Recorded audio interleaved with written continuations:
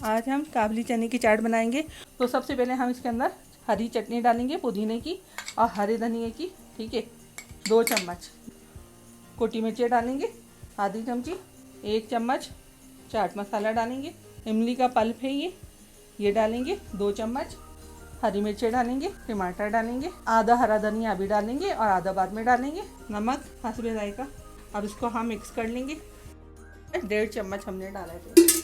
जीरा डालेंगे 1 चम्मच। हम डालेंगे इसमें 1 अदद प्याज कटी हुई। इसे हम हल्का सा फ्राई करेंगे और 10 सेकंड फ्राई करने के बाद हमने ये चने डाल दी है। चने डाल के हम इसे फ्राई करेंगे और आखिर में इसके ऊपर नींबू डाल दें। और ये चाट बिल्कुल रेडी हो चुकी है। और अपने घरों में भी आप इसी तरीके से ये चाट बनाएं। और अगर चाहें तो इसके अंदर आलू भी काट के डाल सकते हैं उबले हुए।